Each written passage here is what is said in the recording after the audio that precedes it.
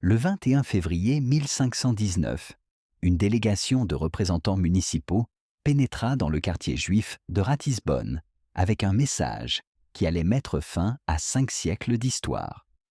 Les Juifs disposaient de 2 heures pour vider leur synagogue, de 5 jours pour quitter la ville entièrement. Parmi ces représentants se trouvait un homme du nom d'Albrecht Alldorfer, peintre et membre du conseil extérieur de la ville. Dans les derniers jours précédant la démolition, Alldorfer fit quelque chose d'inhabituel. Il réalisa 2 eaux-fortes de l'intérieur de la synagogue, documentant ses plafonds voûtés et ses colonnes antiques. Ces estampes allaient devenir les premiers portraits architecturaux de l'histoire de la gravure européenne. Mais Alldorfer ne cherchait pas à préserver la synagogue par sympathie. Il enregistrait un trophée, un monument à ce que la ville considérait comme sa victoire sur les Juifs. En quelques semaines, les 800 Juifs de Ratisbonne avaient disparu. La synagogue était en ruine, et sur ses décombres, des ouvriers commencèrent à construire une chapelle dédiée à la Vierge Marie. Des pèlerins allaient bientôt affluer sur ce site depuis toute l'Allemagne, célébrant ce qu'ils croyaient être des miracles, se produisant sur le sol même où des Juifs avaient prié pendant 300 ans. Alors pourquoi cela s'est-il produit? Pourquoi l'une des plus anciennes communautés juives d'Allemagne, une communauté qui avait survécu aux croisades, à la peste noire et à des siècles de persécution, connut-elle finalement sa fin en cet hiver 1519? La réponse fait intervenir la mort d'un empereur, un prédicateur enflammé, à une accusation de meurtre rituel, blood libel, dans une lointaine ville italienne, et l'effondrement économique progressif de l'une des plus importantes villes médiévales d'Allemagne. C'est l'histoire de la façon dont la haine religieuse, l'anxiété économique et l'opportunisme politique se combinèrent pour détruire une communauté qui existait depuis avant le premier millénaire. Et elle commence, chose étrange, non pas à Ratisbonne, mais à Rome. Pour comprendre ce qui se passa en 1519, nous devons remonter de plus de 500 ans en arrière. La communauté juive de Ratisbonne, connue en latin sous le nom de Ratisbon, était ancienne à tout égard. La première mention documentée de Juifs dans la ville remonte à 981, lorsque des archives montrent le monastère de Saint-Éméram achetant une propriété à un Juif nommé Samuel. Mais la communauté était presque certainement bien plus ancienne que cela. Ratisbonne était située au point le plus septentrional du Danube, ce qui en faisait un carrefour essentiel pour le commerce entre l'Europe du Nord et l'Orient. Les règlements douaniers de Raffelstetten de 906 mentionnent des marchands juifs commerçant le long du Danube avant de mentionner quelques marchands chrétiens que ce soit. Les Juifs participaient au commerce des fourrures avec Kiev et la Russie, à l'échange de marchandises entre les royaumes émergents d'Europe et l'Empire byzantin. Le quartier juif de Ratisbonne, attesté dès le début du XIe siècle, était le plus ancien ghetto documenté des terres de langue allemande. Il occupait un emplacement de choix à l'intérieur de l'ancien fort romain, qui formait le cœur de la ville, en laissant supposer que des Juifs y étaient présents depuis la période romaine ou peu après. Le quartier n'était pas une prison. C'était un quartier où les Juifs possédaient des biens, exerçaient des activités commerciales, élevaient des familles et vivaient selon leurs propres lois et coutumes. Au XIIe et XIIIe siècle, Ratisbonne était devenu l'un des centres les plus importants du savoir juif en Europe. Les sages de Ratisbonne étaient des autorités reconnues bien au-delà des murs de la ville. Le rabbin Judas, Ben Samuel et Hassid, mort en 1217, fit de Ratisbonne le berceau des Hassidei Ashkenaz, un mouvement piétiste qui influença profondément la vie spirituelle juive. Son œuvre, le Sefer Hasidim, demeure à ce jour un texte important dans la tradition juive. L'ouvrage offre une fenêtre sur les préoccupations spirituelles des Juifs allemands médiévaux, leurs prières, leurs dilemmes éthiques, leurs efforts pour maintenir la foi dans un monde hostile. Les yeshivot de Ratisbonne développèrent des méthodes distinctives d'analyse talmudique que les étudiants emportaient avec eux lorsqu'ils partaient diriger des communautés à travers l'Allemagne. Des érudits venaient de villes lointaines pour y étudier, et l'influence intellectuelle des rabbins de Ratisbonne s'étendait bien au-delà des murs de la ville. La communauté bâtit une magnifique synagogue entre 1210 et 1227, une structure gothique primitive dont la nef pouvait accueillir environ 300 personnes. L'édifice reflétait à la fois la richesse de la communauté et sa confiance en elle. Ses plafonds voûtés et ses colonnes de pierre étaient comparables aux plus belles architectures chrétiennes de l'époque.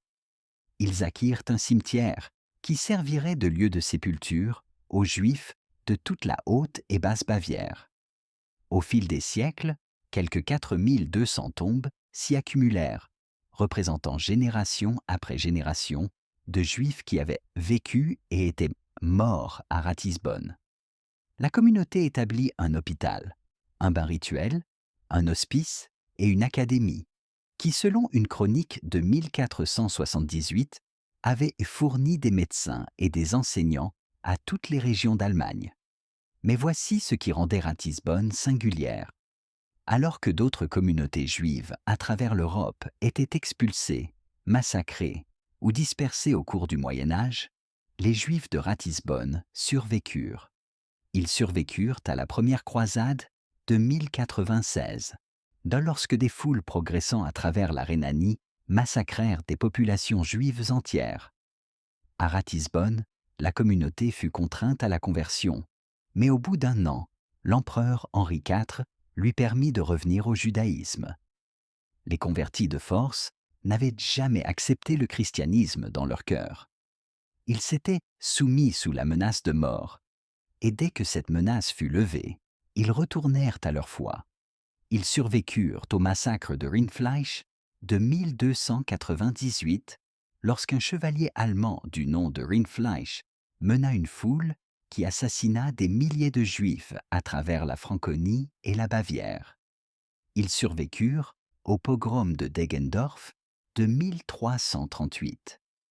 Ils survécurent aux persécutions de la peste noire de 1348 et 1349, lorsque les Juifs à travers l'Europe furent accusés d'empoisonner les puits et furent tués par milliers.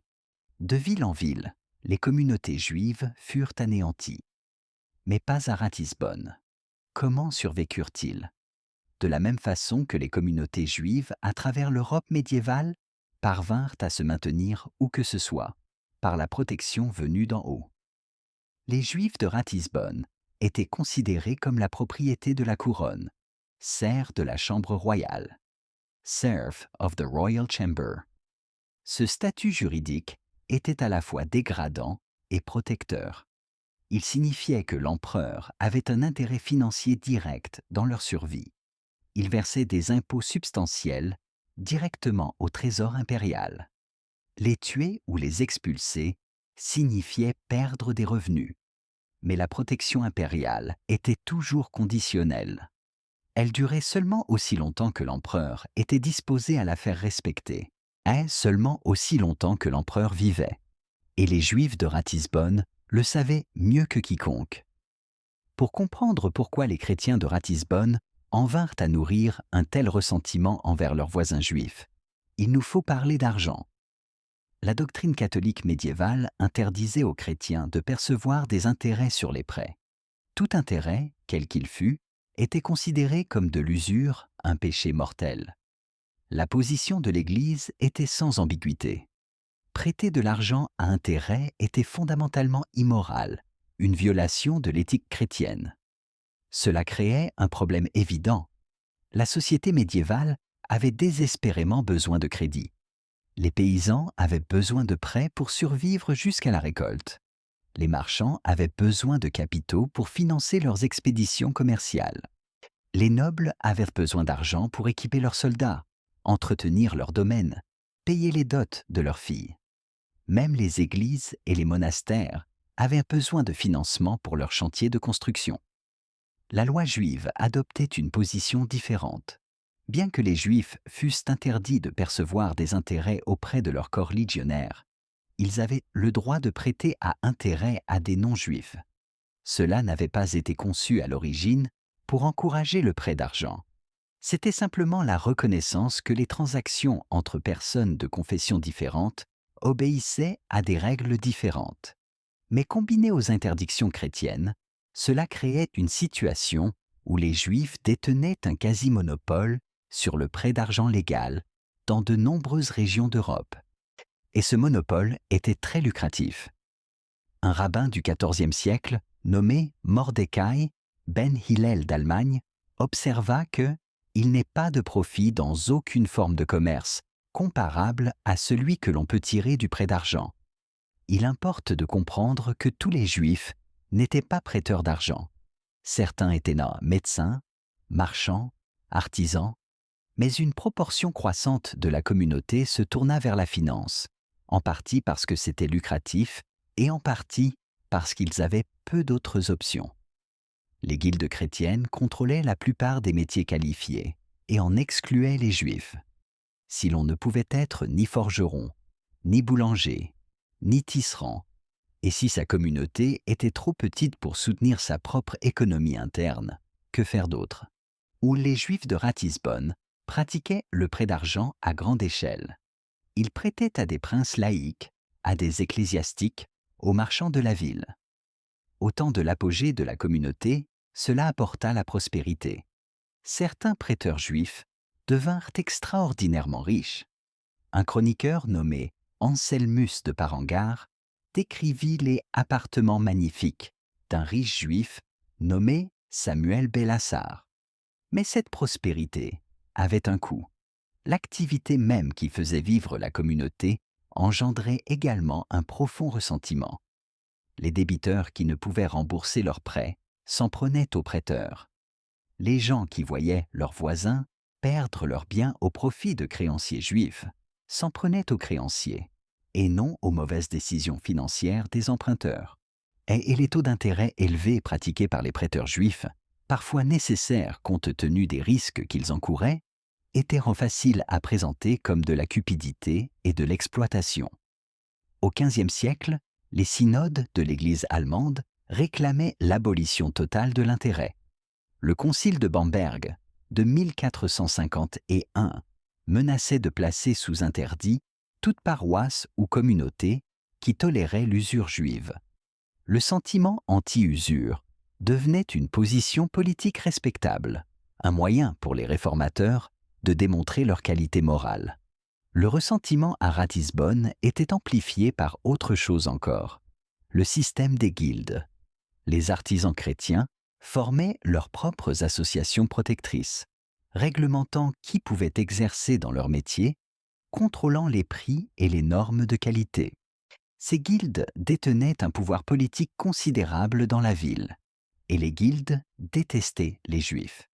Dans des lettres de plainte soumises aux autorités impériales, entre 1516 et 1522, marchands et membres des guildes exposaient leurs griefs. Ils affirmaient que les Juifs rachetaient les matières premières pour les revendre à des prix plus élevés. Ils se plaignaient que des membres de leur foyer mettaient des biens en gage auprès de prêteurs juifs, contraignant les employeurs à les racheter à grands frais. Ils protestaient contre le fait que des chrétiens recherchaient les soins de médecins juifs plutôt que de médecins chrétiens. Ces plaintes étaient-elles fondées? Certaines étaient peut-être exagérées à des fins politiques, mais elles révèlent de véritables tensions. Les Juifs occupaient une position inconfortable dans l'économie de Ratisbonne, trop visible pour être ignorée, trop prospère pour être tolérée, trop utile pour être facilement remplacée. Et à mesure que l'économie de Ratisbonne déclinait, ces tensions s'accentuaient. À la fin du XVe siècle, Ratisbonne n'était plus le grand centre commercial qu'elle avait été. La prospérité de la ville avait reposé sur sa position de porte d'entrée entre l'Europe occidentale et l'Orient. Mais lorsque les Turcs ottomans s'emparèrent de Constantinople en 1453, ils perturbèrent les routes commerciales qui avaient fait la richesse de Ratisbonne. Le commerce des épices, qui avait transité par la ville pendant des siècles, commença à trouver d'autres voies. Dans le même temps, d'autres villes s'affirmaient. Augsbourg et Nuremberg, avec leurs maisons de banque et leurs manufactures, devenaient les nouveaux centres du commerce allemand. Ratisbonne ne pouvait rivaliser. Sa classe marchande se réduisait, son assiette fiscale s'érodait. La ville qui avait autrefois accueilli des marchands de tout le continent peinait désormais à payer ses factures. Le déclin économique engendre des tensions sociales. À Ratisbonne, ces tensions se manifestèrent sous la forme de conflits entre les classes supérieures et inférieures de la ville. Les riches patriciens qui dominaient le conseil municipal faisaient face à une pression croissante de la part des artisans et des travailleurs qui se sentaient étranglés par la détérioration économique. Chacun cherchait un responsable, et les Juifs constituaient des cibles commodes. La période de 1475 à 1519 devint ce qu'un historien appela une période d'amertume accrue contre les Juifs, une lutte qui se termina par leur expulsion totale. L'appauvrissement général de Ratisbonne, combiné aux tensions sociales croissantes entre les classes, créait un terreau parfait pour le bouc émissaire. Mais les Juifs n'étaient pas de simples victimes passives des circonstances. Ils avaient leur propre stratégie de survie. Ils cultivaient des relations avec de puissants protecteurs. Ils versaient des sommes considérables pour s'assurer la faveur impériale. Ils naviguaient de leur mieux dans les eaux périlleuses de la politique médiévale. Leur principal protecteur était le Saint-Empereur romain. Mais cette protection avait un prix au sens littéral du terme. Les Juifs payaient des impôts spéciaux au trésor impérial, achetaient des lettres de protection, contribuaient aux levées extraordinaires. En échange, l'empereur était censé les défendre contre les persécutions locales. Le système fonctionnait, la plupart du temps. Lorsque la ville de Ratisbonne tenta de s'en prendre à ces Juifs dans les années 1470, l'intervention impériale les sauva. Mais le système avait un défaut fatal. L'empereur pouvait mourir. En 1475, un enfant chrétien de 2 ans nommé Simon disparut dans la ville de Trente, dans l'actuel nord de l'Italie. C'était peu avant Pâques, et le moment s'avéra fatal pour la communauté juive locale. Le père de Simon allégua que des Juifs avaient enlevé et assassiné son fils à des fins rituelles, plus précisément pour utiliser son sang dans la fabrication des matzot, matzo pour la Pâque juive. Cette accusation, connue sous le nom de calomnie du sang, blood libel, circulait en Europe depuis le XIIe siècle. Elle était grotesque et absurde. La loi juive interdit explicitement la consommation de sang sous quelque forme que ce soit. L'idée même d'utiliser du sang humain dans des rituels religieux était une abomination contraire à tout ce qu'enseigne le judaïsme. L'Église catholique condamna officiellement de telles accusations. Le pape Sixte IV envoya un représentant pour enquêter sur l'affaire de Trente et conclut que les procès avaient été corrompus et les Juifs innocents. Le légat pontifical constata que les aveux avaient été arrachés sous la torture, que des preuves avaient été fabriquées, que toute la procédure constituait un déni de justice. Mais rien de tout cela n'eut de prise sur le terrain. Toute la communauté juive de Trente fut arrêtée. Sous la torture, ses membres avouèrent des crimes qu'ils n'avaient pas commis. La torture était sévère et systématique.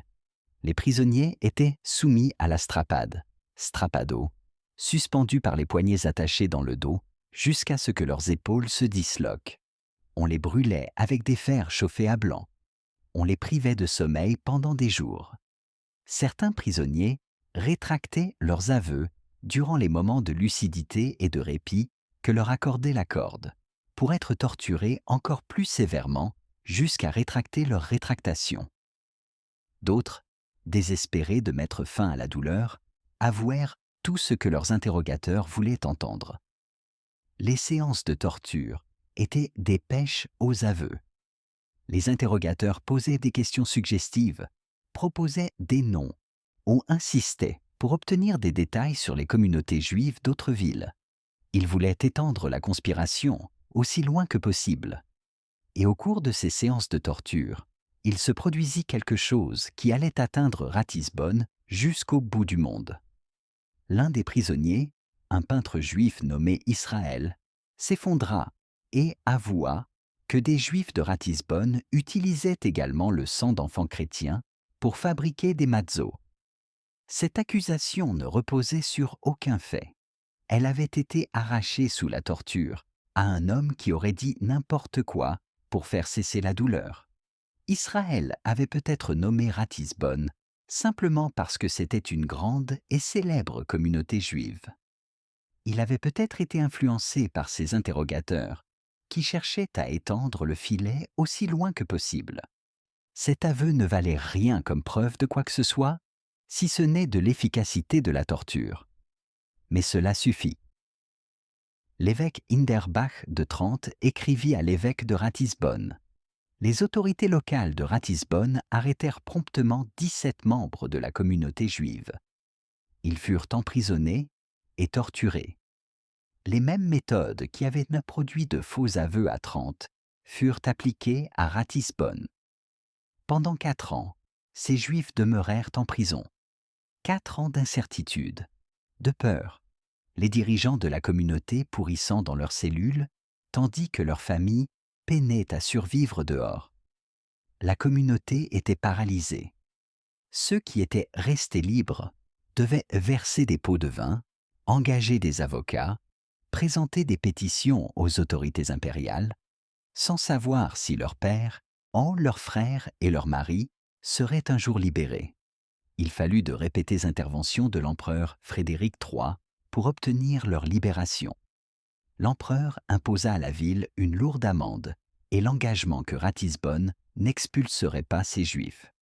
Frédéric comprenait que les accusations étaient fausses, que toute l'affaire n'était qu'un prétexte à la persécution. Mais son intervention avait un prix.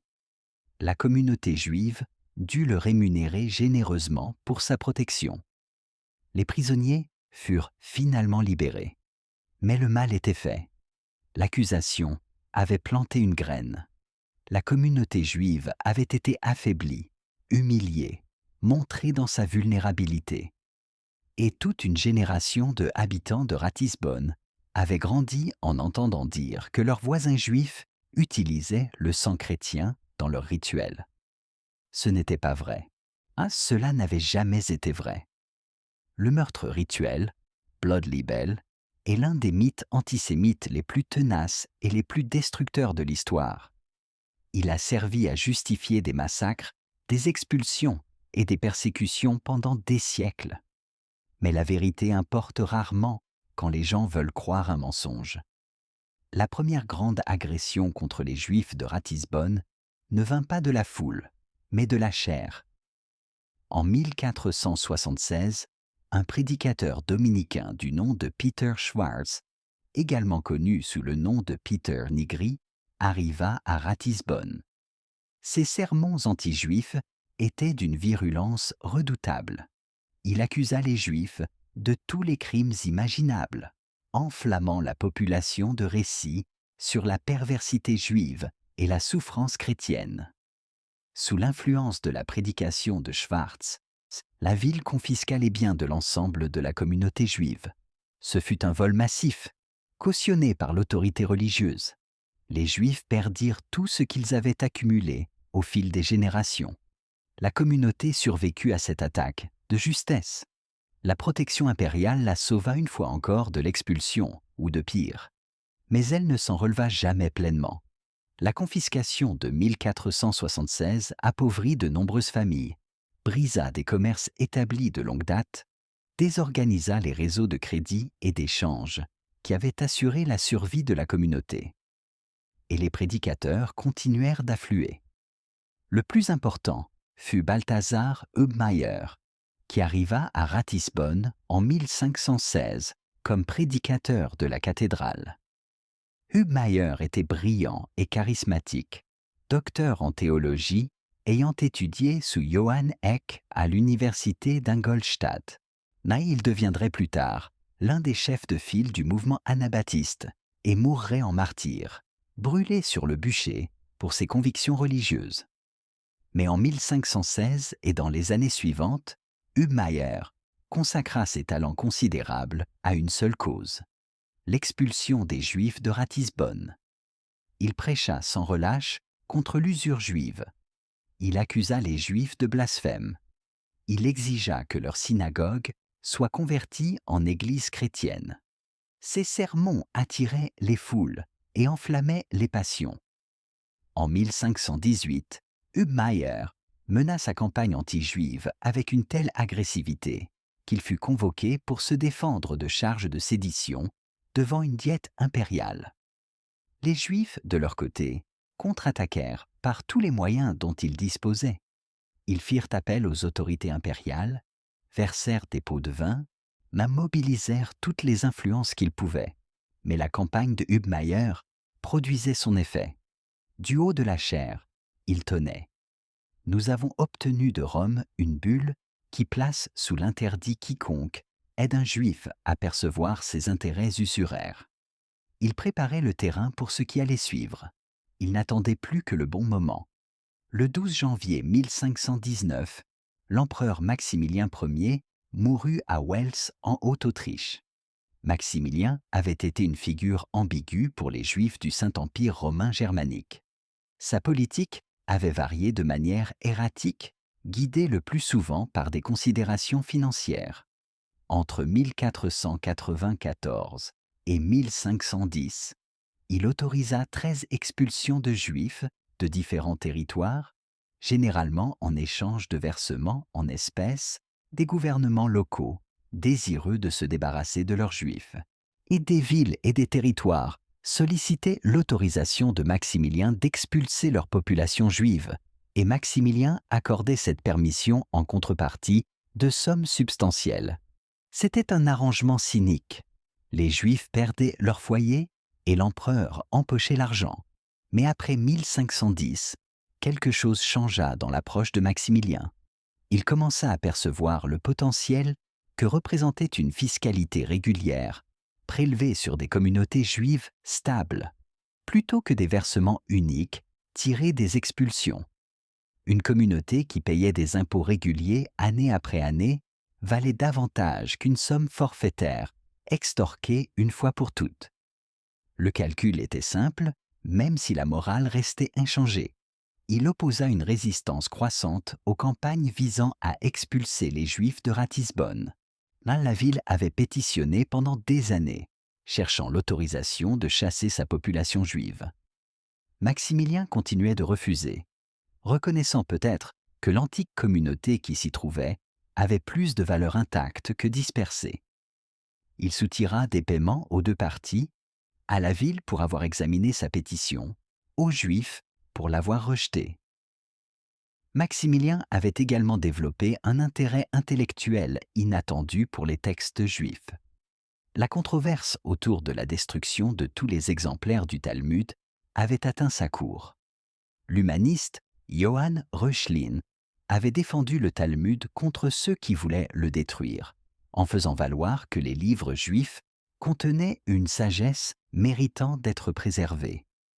Maximilien avait soutenu la position de Reuchlin, à la grande surprise de ceux qui s'attendaient à ce que l'empereur prenne le parti des partisans de l'autodafé. Il avait même encouragé un autre érudit à défendre publiquement les opinions de Reuchlin. Cela ne faisait pas de Maximilien un ami des Juifs. Il était encore capable d'exploitation, toujours arbitraire, toujours dangereux. Il avait autorisé des expulsions quand cela lui convenait financièrement. Il avait extorqué d'énormes sommes aux communautés juives en échange d'une protection qui aurait dû être leur droit. Ses motivations étaient toujours mêlées, pour partie calcul financier, pour partie manœuvre politique et parfois quelque chose ressemblant à une véritable curiosité intellectuelle. Mais il était aussi, à sa manière complexe, un protecteur. Les Juifs de Ratisbonne lui versaient d'importants impôts et recevaient en retour la certitude que la ville ne pourrait pas agir contre eux de son vivant. Tant que Maximilien siégerait sur le trône impérial, les projets du conseil municipal resteraient en échec. Quand Maximilien mourut, cette protection mourut avec lui. L'interrègne, la période entre deux empereurs, était toujours dangereuse pour les Juifs dans tout le Saint-Empire romain germanique. Sans un empereur régnant pour faire respecter leurs droits, les autorités locales pouvaient agir en toute impunité. Il n'y avait personne à qui faire appel, aucune puissance supérieure susceptible d'intervenir, aucune menace du déplaisir impérial pour retenir la main des persécuteurs. Le conseil municipal de Ratisbonne attendait précisément ce moment. Il voulait expulser les Juifs depuis des années, voire des décennies. Chaque tentative avait été bloquée par l'autorité impériale. Cette autorité avait maintenant disparu, et nul ne savait quand elle reviendrait. L'élection impériale pouvait prendre des mois, et le vainqueur n'accorderait peut-être pas aux Juifs de Ratisbonne la même attention que Maximilien. Quelques semaines à peine après la mort de Maximilien, le Conseil passa à l'action. L'ordre d'expulsion fut rendu le 21 février 1519. Le Conseil municipal, soutenu par les guildes et encouragé par des années de prédication anti-juive, ordonna aux quelques 800 Juifs de Ratisbonne de quitter la ville. Ils disposaient de 5 jours pour régler leurs affaires. Ils rassemblaient les quelques biens qu'ils pouvaient emporter et abandonner les maisons que leurs familles occupaient depuis des générations. 5 jours. C'est tout ce qu'on leur accordait pour démanteler des vies construites sur des siècles. 5 jours pour liquider des commerces, régler des comptes, dire adieu aux morts dans le cimetière qui serait bientôt profané. 5 jours pour décider quoi emporter et quoi laisser derrière soi, sachant que tout ce qui serait laissé serait confisqué. La logistique du départ était accablante. Où iraient 800 personnes? Pas dans les villes voisines, dont la plupart avaient expulsé leurs propres Juifs des années ou des décennies auparavant. Le refuge le plus proche était Stadamov, de l'autre côté du Danube, relevant techniquement de la juridiction bavaroise plutôt que de celle de Ratisbonne. Mais la Bavière avait sa propre histoire de persécution anti-juive.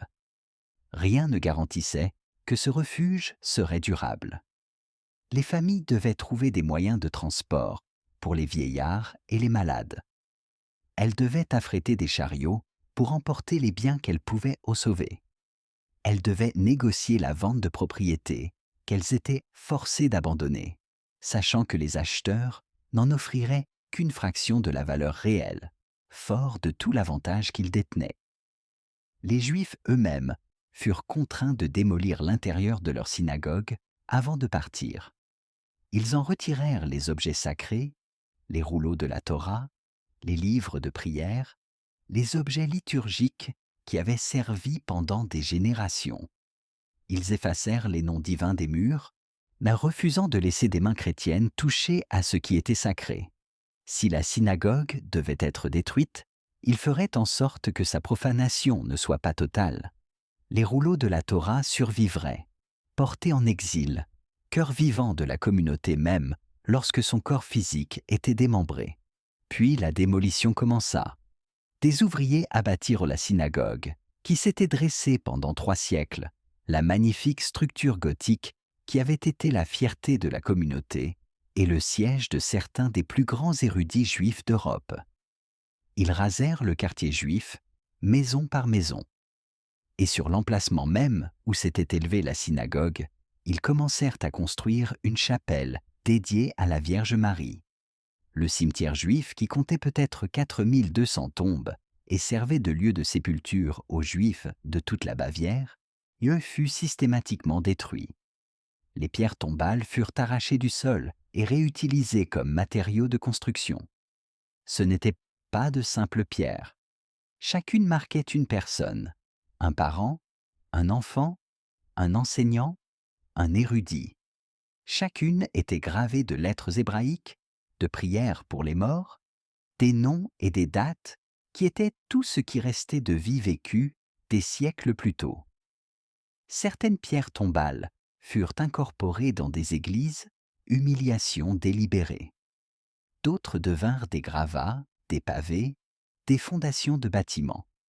L'une d'elles, dans un geste d'une grossièreté particulièrement sordide, finit par servir de siège de latrine dans la chambre de torture de la ville. Les morts, qui selon la loi juive devaient reposer sans être dérangés jusqu'à la résurrection, furent dispersés et profanés aux quatre coins de la ville. Les Juifs expulsés s'installèrent où ils purent. Certains allèrent à Statamov, sur la rive opposée du Danube, sous protection bavaroise. D'autres se dispersèrent dans les villages des environs, dans toute communauté qui voulait bien les accueillir. Ils seraient plus tard chassés de Statamhof également, en 1551, contraints de partir une fois encore. Ratisbonne reçut la confirmation officielle de ces actes de l'empereur Charles Quint en 1545, lorsque la ville obtint un privilège formel de non recipiendis Judaeis, le droit de refuser l'admission aux Juifs. La ville défendit jalousement ce privilège pendant des siècles. Ayant expulsé ces Juifs une fois, elle était résolue à ne plus jamais les laisser revenir. Et sur les ruines de la synagogue, le pèlerinage commença. Durant la démolition de la synagogue, un maître maçon fut blessé. Selon tous les témoignages, l'issue semblait fatale. Mais quelques heures plus tard, il revint à lui. Les habitants de Ratisbonne appelèrent cela un miracle. La Vierge Marie, disait-il, manifestait sa gloire sur le lieu même où elle avait été déshonorée par les Juifs. Le site devint sacré, non pas malgré son association avec le judaïsme, mais à cause d'elle. La destruction de la synagogue fut transformée en triomphe religieux. Une chapelle fut construite et dédiée à la Belle Marie, la Schöne Maria. Hubmaier, le prédicateur qui avait si longtemps milité pour l'expulsion, devint maintenant le promoteur de ce nouveau lieu de pèlerinage. Il prononça des sermons passionnés, vantant ses bienfaits spirituels, encourageant les fidèles à venir témoigner des miracles. Et ils vinrent. Par milliers, ils vinrent. Des pèlerins de toute l'Allemagne affluèrent à Ratisbonne pour visiter la chapelle construite sur des ruines juives. En 1519, une bulle pontificale accorda 100 jours d'indulgence aux visiteurs. Le site devint ce qu'un historien a appelé une maison de fous d'activité et de revendications miraculeuses. Lorsque les pèlerinages atteignirent leur apogée en 1520, la renommée de Hubmaier avait atteint son zénith. Il était une figure bien connue dans les régions méridionales du Saint-Empire romain germanique, célébré pour son rôle tant dans l'expulsion que dans les miracles qui s'ensuivirent. L'artiste Michael Ostendorfer créa une célèbre gravure sur bois représentant la scène du pèlerinage. Des foules de fidèles se pressant vers la chapelle, les infirmes et les malades cherchant la guérison, à des marchands vendant des souvenirs religieux. C'est une image de piété populaire fervente. C'est aussi un monument à ce qui avait été détruit pour rendre cette piété possible. La chapelle de la Belle Marie deviendrait finalement la Neupfarrkirche, la nouvelle église paroissiale. En 1542, Ratisbonne se convertit au protestantisme et le pèlerinage prit fin. Mais l'église demeura et demeure à ce jour debout sur l'emplacement de la synagogue médiévale. Dans les années 1990, des fouilles archéologiques sur la Neupfarrplatz mirent au jour les fondations de la synagogue détruite, confirmant l'exactitude des gravures d'Aldorfer. Aujourd'hui, un relief praticable de l'artiste Danny Caravan marque le site, mémorial à ce qui fut perdu. Pourquoi cela s'est-il produit? On pourrait invoquer la haine religieuse en l'antipathie chrétienne séculaire envers les Juifs qui les tenaient responsables de la mort de Jésus et les accusaient de tout, depuis l'empoisonnement des puits jusqu'au meurtre d'enfants chrétiens. On pourrait invoquer le ressentiment économique, la colère des débiteurs envers leurs créanciers, la jalousie des artisans en difficulté envers des prêteurs apparemment prospères, la conviction que la richesse juive se faisait aux dépens des chrétiens. On pourrait invoquer le vide politique créée par la mort de Maximilien, l'interrègne qui avait laissé les Juifs sans leur principal protecteur au moment précis où leurs ennemis étaient prêts à frapper. On pourrait invoquer les prédicateurs, Schwarz et Hubmaier et d'autres, dont les sermons incendiaires avaient cultivé la haine et préparé la population à la violence. Tous ces facteurs étaient nécessaires. Mais l'un d'eux était-il suffisant? L'expulsion de 1519 n'était pas inévitable. La communauté juive avait survécu à pire dans le passé. Elle avait survécu aux croisades, à la peste noire, aux accusations de meurtres rituels. Elle avait les ressources nécessaires pour payer la protection, les compétences pour naviguer dans des situations politiques complexes, les réseaux pour trouver des alliés quand elle en avait besoin. Ce qui changea, ce fut la combinaison des circonstances. Le déclin économique de Ratisbonne rendit le bouc émissaire attrayant. La prédication incendiaire légitima la haine. Les accusations de meurtre rituel plantèrent le germe du doute, même chez ceux qui n'y croyaient pas pleinement. Le système des guildes créa une opposition organisée. Et la mort de l'empereur supprima le dernier obstacle. Il est tentant de chercher des coupables dans cette histoire. Hubmaier est un candidat évident, le prédicateur qui avait milité pendant des années pour chasser les Juifs et qui célébra ensuite leur destruction en promouvant le culte du pèlerinage. Pourtant, Hubmaier deviendrait plus tard un champion de la tolérance religieuse, s'opposant à l'exécution des hérétiques. « Je peux me tromper, écrivit-il, je suis un homme, mais hérétique je ne saurais être. » Il mourut pour ses convictions, brûlé sur le bûcher par les autorités catholiques qui l'avaient jadis servi. Les hommes sont complexes. Le même homme qui avait organisé un pogrom pouvait aussi écrire l'une des défenses les plus éloquentes de la liberté religieuse de la période moderne. Et les Juifs eux-mêmes. Les archives les montrent se défendant par tous les moyens disponibles.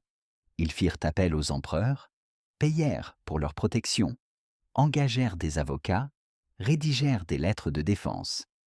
En 1518, la communauté juive répondit point par point aux accusations portées contre elle par la ville et les guildes. Mais les archives révèlent également autre chose. L'activité économique principale de la communauté juive, le prêt à intérêt, suscitait un ressentiment bien réel. Lorsque les membres des guildes se plaignaient que les Juifs achetaient des matières premières pour les revendre à des prix plus élevés, ou que des membres de leur maisonnée mettaient en gage des biens qu'il fallait ensuite racheter à grands frais. Ils exagéraient peut-être à des fins politiques, mais ils n'inventaient pas leurs griefs de toutes pièces. Cela ne justifie pas ce qui s'est passé. Rien ne justifie l'expulsion d'une communauté tout entière, la destruction de ses foyers et de ses espaces sacrés, la profanation de son cimetière. Mais cela complexifie le tableau. Les Juifs de Ratisbonne n'étaient pas de simples victimes innocentes en butte à une haine irrationnelle. Ils étaient des acteurs d'un système économique et social qui engendrait des conflits réels, des conflits qui furent ensuite exploités par des démagogues et des opportunistes. La leçon n'est pas que les Juifs ont attiré leur propre malheur. Ce n'est pas le cas. Ils exerçaient des activités légales, cautionnées par les autorités séculières comme religieuses, qui répondaient à un véritable besoin de la société médiévale. La leçon, c'est que les systèmes économiques engendrent des tensions et que ces tensions peuvent être orientées dans des directions dangereuses par ceux qui en ont le pouvoir et l'inclination. Dans les semaines et les mois qui suivirent l'expulsion, Ratisbonne se transforma. Le quartier juif, qui occupait certains des terrains les plus précieux du centre-ville, fut démoli et reconstruit. Les ruelles sinueuses, où les Juifs avaient vécu pendant 5 siècles, devinrent une place. Les fondations de la synagogue furent enfouies sous la nouvelle chapelle. Les traces matérielles de la vie juive furent systématiquement effacées, mais pas entièrement. Les pierres tombales arrachées du cimetière juif étaient trop utiles pour être entièrement détruites. Elles furent incorporées dans des bâtiments à travers toute la ville. Aujourd'hui encore, des pierres tombales juives médiévales se retrouvent enchâssées dans des murs et des façades à travers toute Ratisbonne, témoins silencieux de ce qui fut perdu. Pour les Juifs expulsés, l'avenir immédiat était synonyme de déracinement et d'incertitude. Ceux qui s'établirent à Stadamov y trouvèrent un refuge temporaire, mais ils savaient que leur situation était précaire. Ils étaient tolérés, non accueillis, et en 1551, ils seraient de nouveau expulsés. Pour Ratisbonne elle-même, l'expulsion apporta des gains à court terme. La ville acquit des propriétés de valeur. Le pèlerinage à la Belle-Marie attira des visiteurs et leurs ressources. Les guildes furent satisfaites de voir leurs concurrents écartés. Mais les problèmes fondamentaux qui avaient accablé Ratisbonne demeurèrent. Le déclin économique de la ville n'était pas causé par les prêteurs juifs, et leur expulsion n'y changea rien. Ratisbonne continua de décliner par rapport aux autres villes allemandes. Les routes commerciales qui l'avaient jadis enrichie continuèrent de la contourner. L'expulsion fut, en définitive, une diversion. Elle permit aux habitants de Ratisbonne d'imputer leurs problèmes à des étrangers plutôt que d'affronter les transformations structurelles qui recomposaient le commerce européen. Elle procura une satisfaction émotionnelle sans rien résoudre. En l'espace d'une génération, le monde qui avait engendré l'expulsion se transformait lui-même. La réforme protestante recomposait la chrétienté. Les certitudes religieuses qui avaient justifié la persécution des Juifs étaient remises en question par des hommes qui faisaient eux-mêmes face à la persécution. Hubmaier, le prédicateur qui avait tant contribué à chasser les Juifs, mourut pour ses propres convictions religieuses, brûlé par ceux qui le considéraient comme un hérétique. L'histoire des Juifs de Ratisbonne ne s'acheva pas en 1519. Elle fut interrompue pendant 150 ans. En 1669, lorsque la diète impériale, Reichstag, commença à se réunir régulièrement dans la ville, un petit établissement juif fut autorisé sous la protection des ducs héréditaires von Pappenheim. L'expulsion des Juifs de Ratisbonne en 1519 n'était pas un événement isolé. Ce fut l'une des centaines d'expulsions semblables qui eurent lieu dans l'Europe médiévale et de la première modernité. Ce qui la rendait notable, c'était l'ancienneté et le prestige de la communauté détruite et la minutie avec laquelle elle fut effacée. Pendant 5 siècles, les Juifs avaient fait partie de Ratisbonne. Ils avaient contribué à bâtir l'économie de la ville, participé à sa vie intellectuelle, fondé des familles et enterré leurs morts dans son sol. Et en 5 jours, tout cela fut balayé. Les raisons en étaient multiples.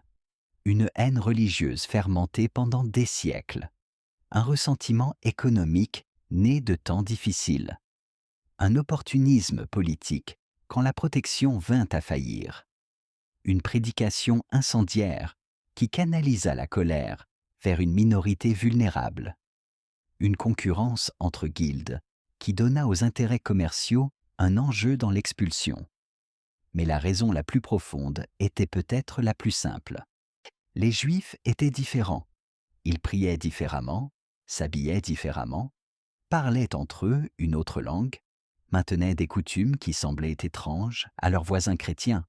Et en temps de crise, la différence devient dangereuse. L'étranger devient le bouc émissaire. Les pèlerins qui affluaient vers la chapelle de la Belle-Marie croyaient célébrer un triomphe religieux. Ils marchaient sur un sol où des Juifs avaient prié et ils se sentaient bénis. Ils ne se voyaient pas comme des participants à une injustice. Ils pensaient honorer Dieu. C'est peut-être là l'aspect le plus troublant de cette histoire. Les hommes qui expulsèrent les Juifs de Ratisbonne n'étaient pas des monstres. C'étaient des gens ordinaires qui faisaient ce qu'ils croyaient juste. C'étaient des chrétiens qui pensaient servir leur foi. C'étaient des artisans qui pensaient protéger leurs moyens de subsistance. C'étaient des citoyens qui pensaient sauver leur ville. Ils avaient tort, mais ils ne savaient pas qu'ils avaient tort. Et c'est ce qui rend cette histoire si troublante. Il est facile de reconnaître le mal lorsqu'il s'annonce ouvertement. C'est bien plus difficile lorsqu'il se présente habillé en vertu, lorsqu'il parle le langage de la foi, de la communauté et de la protection, lorsqu'il présente la destruction comme une délivrance. Les pierres de Ratisbonne racontent encore cette histoire, pour ceux qui savent les lire. Les pierres tombales juives enchâssées dans les murs à travers la ville. La Judenso, sculptée dans la cathédrale, tournée vers l'endroit où se trouvait jadis le quartier juif. Les traces archéologiques sous la Neupfarplatz. La nouvelle synagogue l'a dressée en défi à tout ce qui a tenté d'effacer la vie juive de cette ville. 500 ans après l'expulsion, les descendants de ceux qui furent échassés sont revenus. La communauté détruite a été reconstruite. L'histoire continue. Mais les questions demeurent. Comment une communauté se retourne-t-elle contre ses voisins? Comment la dévotion religieuse devient-elle persécution religieuse? Comment des gens ordinaires se persuadent-ils que la cruauté est de la bonté, que la destruction est une délivrance, que chasser l'étranger est servir Dieu? Ce ne sont pas seulement des questions historiques, ce sont les questions que toute société doit se poser, à chaque génération. L'histoire de Ratisbonne en 1519 est une histoire du passé. Mais les schémas qu'elle révèle sont bien vivants dans le présent. Et c'est pourquoi elle importe. Mais c'est pourquoi, 500 ans plus tard, nous la racontons encore. Les Juifs de Ratisbonne médiévale existaient dans un cadre juridique complexe qui définissait chaque aspect de leur vie. Ils étaient classés comme Kammerknechte, littéralement, serfs de la chambre royale. Ce statut était paradoxal. D'un côté, il les désignait comme propriété de la couronne, sujets à l'exploitation et à la taxation. De l'autre, il leur offrait une protection. Porter atteinte aux Juifs de l'empereur constituait, en théorie, une offense envers l'empereur lui-même. Cette protection avait des limites pratiques. L'empereur était souvent loin, occupé par les guerres et la politique. Les autorités locales devaient faire appliquer les décrets impériaux et elles ne choisissaient pas toujours de le faire. Lorsque des conflits éclataient entre juifs et citoyens chrétiens, les tribunaux locaux prenaient souvent le parti des chrétiens, nonobstant la protection impériale. Les juifs possédaient également leur propre système juridique interne. Ils réglaient leurs différends entre eux selon la loi juive, administrée par des tribunaux rabbiniques. La communauté gérait ses propres affaires, collectait des impôts, entretenait ses institutions, réglementait le commerce entre ses membres. Cette autonomie était à la fois un privilège et un fardeau. Elle permettait aux Juifs de préserver leurs traditions et leur identité, mais elle les marquait aussi comme une société distincte au sein de la société, un État dans l'État. Les frontières physiques de la vie juive étaient tout aussi définies. Le quartier juif de Ratisbonne était séparé du reste de la ville par des murs et des portes. Ces limites remplissaient plusieurs fonctions. Elles protégeaient les Juifs de la violence des foules, offraient un espace délimité où la loi juive pouvait gouverner la vie quotidienne et marquaient la communauté comme distincte de la Ratisbonne chrétienne. Vivre à l'intérieur de ces frontières façonnait l'identité juive d'une manière difficile à pleinement saisir de l'extérieur. La communauté était intime, interconnectée, liée par des liens familiaux, commerciaux et religieux. Tout le monde se connaissait. Les nouvelles circulaient vite. Les célébrations et les deuils étaient des affaires communautaires. Cette proximité apportait soutien et solidarité. Mais elle signifiait aussi que lorsque la persécution survenait, et il n'y avait nulle part où se cacher. Le prêt à intérêt qui faisait vivre la communauté juive de Ratisbonne était plus complexe que la simple usure. Les Juifs servaient d'intermédiaires dans un système de crédit dont l'économie dans son ensemble avait désespérément besoin, mais que la loi chrétienne interdisait aux chrétiens de gérer ouvertement. Un marchand planifiant une expédition commerciale pouvait emprunter à un prêteur juif pour acheter des marchandises. Si l'expédition réussissait, il remboursait le prêt avec intérêt. Si elle échouait, le prêteur pouvait tout perdre. Il s'agissait là de capital à risque. À une époque antérieure aux banques et aux marchés financiers, les prêteurs juifs n'extrayaient pas simplement des intérêts. Ils supportaient le risque d'entreprise sur lesquels ils n'avaient aucun contrôle. Les taux d'intérêt pratiqués reflétaient ce risque. Un prêt garanti par un bon nantissement pouvait porter un taux de 20% annuel, considéré comme modéré selon les normes médiévales. Un prêt faiblement garanti pouvait porter des taux bien plus élevés. Du point de vue de l'emprunteur, ces taux pouvaient sembler exorbitants. Du point de vue du prêteur, ils étaient nécessaires pour couvrir les prêts qui ne seraient jamais remboursés. Le prêt sur gage était une autre activité majeure. Des chrétiens de toutes les classes sociales apportaient des objets aux prêteurs sur gage juifs lorsqu'ils avaient besoin d'argent rapidement. Un artisan pouvait mettre en gage ses outils entre deux chantiers. Un domestique pouvait mettre en gage des objets du ménage appartenant techniquement à son employeur. Un petit noble pouvait mettre en gage des héritages familiaux pour payer des dettes de jeu. Les plaintes des guildes concernant les membres de maisonnées qui mettaient des biens en gage touchaient à une tension bien réelle. Des employés mettaient parfois en gage des objets à l'insu et sans le consentement de leurs employeurs. Lorsque l'employeur découvrait la perte et devait racheter l'objet, il en blâmait le prêteur sur gage plutôt que le serviteur qui avait effectué la transaction. Ces relations économiques créaient des dépendances dans les deux sens. Les chrétiens avaient besoin du crédit juif. Les juifs avaient besoin de clients chrétiens. Mais la relation n'était jamais égale. Les juifs avaient le capital. Les chrétiens avaient le pouvoir politique. Quand les tensions montèrent, ce déséquilibre se révéla fatal. Les accomplissements intellectuels des Juifs de Ratisbonne méritent d'être examinés séparément. Pendant près de 2 siècles, d'environ 1100 à 1300, Ratisbonne fut l'un des centres les plus importants du savoir juif dans le monde. Les érudits qui y travaillaient ne se contentaient pas d'étudier la Torah et le Talmud. Ils créaient de nouvelles interprétations, rédigeaient des décisions juridiques qui allaient guider la pratique juive pendant des siècles, composaient de la poésie liturgique que l'on chante encore aujourd'hui dans les synagogues. Ils correspondaient avec des érudits juifs à travers l'Europe, débattant de points subtils de droit et de philosophie. Ils formaient des élèves qui allaient devenir des dirigeants de communautés à travers l'Allemagne et au-delà. Le rabbin Judah ben Samuel He Hassid, Judah ben Samuel He Hassid, qui vécut et travailla à Ratisbonne jusqu'à sa mort en 1217, fonda le mouvement des Hasidim Ashkénazes, Hasidei Ashkénazes, qui mettait l'accent sur la piété, le comportement éthique et la contemplation mystique. Son ouvrage Sefer Hasidim, offre une fenêtre sur la vie spirituelle des Juifs allemands médiévaux, leurs prières, leurs préoccupations, leurs aspirations. Les yeshivot de Ratisbonne développèrent des méthodes distinctives d'analyse talmudique. Des étudiants venaient de toute l'Allemagne pour y étudier, et ils emportèrent avec eux les traditions intellectuelles de Ratisbonne lorsqu'ils partirent.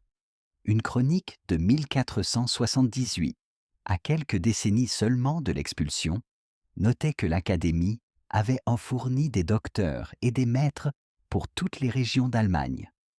Lorsque la communauté fut expulsée, cette tradition intellectuelle fut dispersée. Les livres, les méthodes d'enseignement, la chaîne vivante du savoir transmis de maître à élève furent interrompus. Certains érudits trouvèrent refuge ailleurs et poursuivirent leur travail. D'autres furent perdus, leur savoir mourant avec eux. L'accomplissement intellectuel des Juifs de Ratisbonne est facile à négliger dans le récit de cette histoire.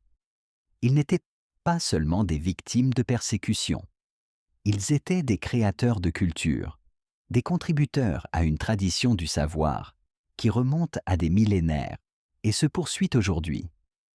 Ce qui fut perdu en 1519 n'était pas seulement des vies et des biens, c'était une sagesse, accumulée au fil des siècles, qui ne pourra jamais être pleinement recouvrée. L'expulsion elle-même, bien que n'étant pas un massacre, en fut néanmoins un événement violent. Les sources le décrivent en termes cliniques. Les Juifs eurent 5 jours pour partir. Leurs biens furent confisqués. Leur synagogue fut démolie. Mais derrière ces faits se cache une souffrance humaine que les sources évoquent à peine.